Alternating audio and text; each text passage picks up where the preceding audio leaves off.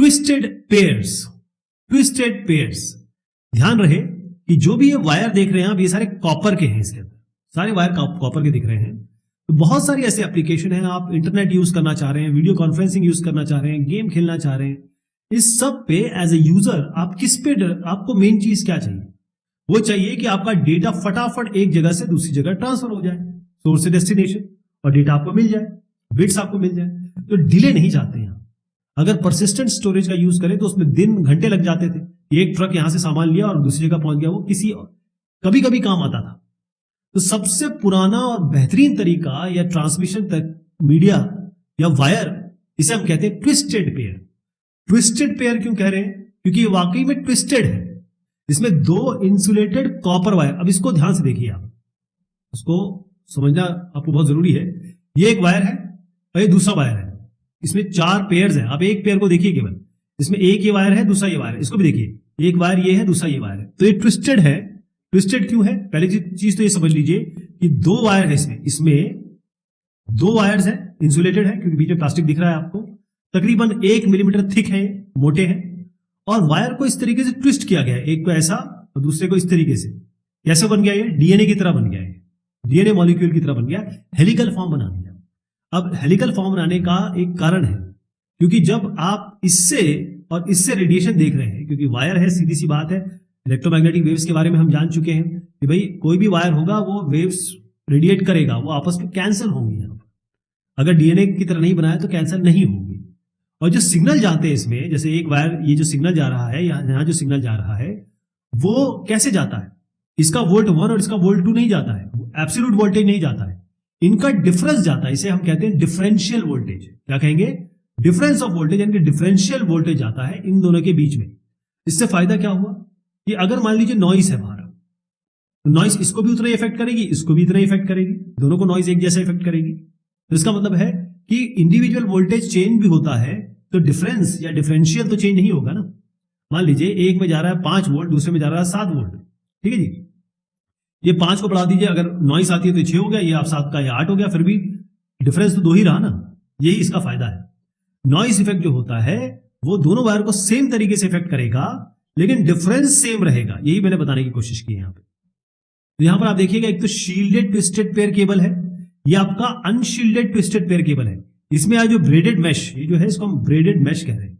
Mash मतलब network जैसा होता है ना, उस तरीके से इसके ऊपर एक कपड़ा और वायर का कॉम्बिनेशन है, उसको कवर कर दिया गया है। तो ब्रेडेड ये, और इसके यहां पर भी देखिए, ये कवरिंग है हर एक के लिए और ये कवरिंग सबके लिए बंडल बना दिया गया है, यहां पर नहीं है। तो इसको अनशील्डेड ट्विस्टेड पेयर केबल कहते हैं। इसके लिए हम कहते हैं क्योंकि इसमें एक ब्रेडेड या फॉइल शील्ड है, फॉइल मैंने एल्यूमिनियम भी है, कपड़ा भी है, और ये फॉइल शील्ड है, इसीलिए ये शील्डेड ट्विस्टेड पेयर केबल है। यहां पर देखिएगा कि जो टेलीफोन्स हैं वो टेलीफोन कंपनी से इस ट्विस्टेड पेयर के थ्रू ही कनेक्टेड होते हैं। टेलीफोन कॉल जो आप करते हैं वो भी इसी लाइन पे जाता है, और अगर आप इंटरनेट यूज करते हैं डिजिटल सब्सक्राइबर लाइन यूज करके, एडीएसएल का यूज करके, तो भी वो इसी वायर पे जाता है, कॉल्स भी और इंटरनेट भी, डेटा भी। ये जो ट्विस्टेड पेयर है कई किलोमीटर से चल सकते हैं।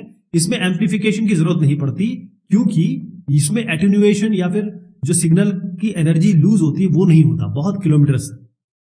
अब बहुत सारे जब ये आपको ट्विस्टेड पेयर एक साथ पैरेलल करने होते हैं तो इनको बंडल कर दिया जाता है, एक साथ जोड़ दिया जाता है, और ये जो प्रोटेक्टिव शीट है उसके अंदर डाल दिया जाता है इसको। ट्विस्टेड पेयर, जैसे मैंने कहा कि चाहे वो कॉल्स हो चाहे वो आपका इंटरनेट हो, यानी कि एनालॉग और डिजिटल दोनों ही इंफॉर्मेशन भेजने के काम में आता है। और बैंडविड्थ पूरी तरह डिपेंड करती है कि ये वायर की थिकनेस क्या है, इस वायर की कितनी मोटाई है और कितनी दूरी तक आप इसको भेज रहे हैं। सबसे कॉमन वैरायटी जो इस्तेमाल हुई है वो है कैट 5E, कैटेगरी 5E से है enhanced, category 5E, cat 5E cable. लेकिन ऐसा नहीं है कि कैट 5E ही है, कैट 1 से लेकर कैट 7 और आगे भी है।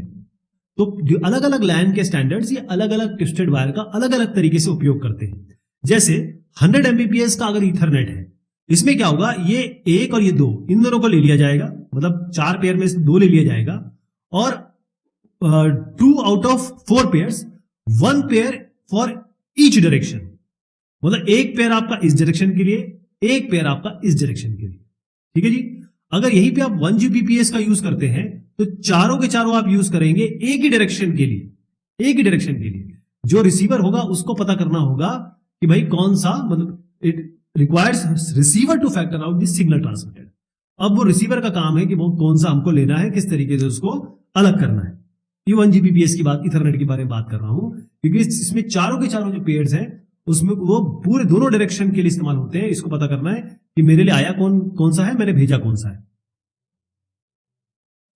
अब भेजने की बात से एक नई चीज निकल के आती है, वो है लिंक। लिंक को हम अलग अलग तरीके से समझ सकते हैं। ऐसे लिंक या ऐसे कनेक्शन जिसमें एक साथ आप भेज भी सकते हैं, रिसीव भी कर सकते हैं एक साथ, यानी कि 2 लेन रोड जो होता है ना, मतलब ऐसे रोड है, यहां से भी गाड़ी जा सकती है, यहां से भी गाड़ी जा सकती है, इसको हम कहते हैं फुल ड्यूप्लेक्स लिंक। क्या कहेंगे? Full duplex link. ऐसे कनेक्शन, ऐसे लिंक जहां पर आप डेटा दोनों डायरेक्शन में भेज सकते हैं, यहां भी भेज सकते हैं, यहां भी भेज सकते हैं, लेकिन 1 एट ए टाइम। यानी सिंगल रोड बनाया, गाड़ी या तो यहां से जा सकती है या यहां से आ सकती है, लेकिन जहां दोनों सकती है। इसको हम कहते हैं हाफ ड्यूप्लेक्स लिंक्स।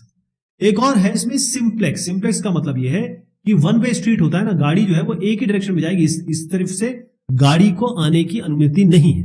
इसको हम कहेंगे सिंप्लेक्स लिंक्स।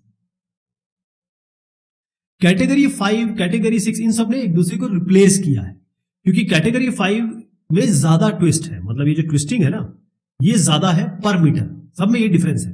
अब कैट 8 के बारे में बात कर लें, वो क्या करती है? कैट वे 8 जो है उसकी स्पीड सबसे जबरदस्त है। जैसे मान लीजिए आप ये 10-10 जीबीपीएस के बारे में बात कर रहे हैं, इससे कहीं ज्यादा कैट 8 की स्पीड है, क्योंकि यहां तो आप कैट 1 Mbps, कैट 7 पे आ गया आप 10 Gbps मिल रहा है। कैट 8 की स्पीड बहुत ज्यादा है, इनसे बहुत ज्यादा है, लेकिन केवल ये 30 मीटर तक काम करती है। इसीलिए कैट 8 केवल और केवल डेटा सेंटर्स के अंदर लगाने के लिए ठीक है। कैटेगरी 6, कैटेगरी 6 से पहले जितने भी आपके कैटेगरीज आई उनको कहा गया यूटीपी। इनको कहा गया यूटीपी। क्यों? इसमें केवल वायर था, केवल वायर, और बीच में इंसुलेटर, केवल इतना ही था। मतलब ये और ये, इसमें वायर और ये 2 चीजें थी।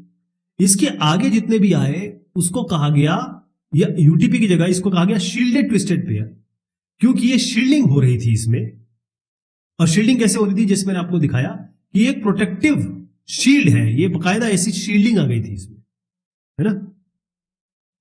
अब शील्डिंग से क्या होता है? अगर ऐसे आप शील्ड कर दें, कैट 6 कैट 7 केबल की देख रहे हैं आप, इसमें ऐसी शील्डिंग नहीं है, इसमें शील्डिंग है। इससे क्या होगा कि बाहर का जो इंटरफेरेंस आता है, बाहर के जो सिग्नल्स आते हैं, या आपस में जो क्रॉस टॉक इनके बीच में जो हो जाती है, वो नहीं होती।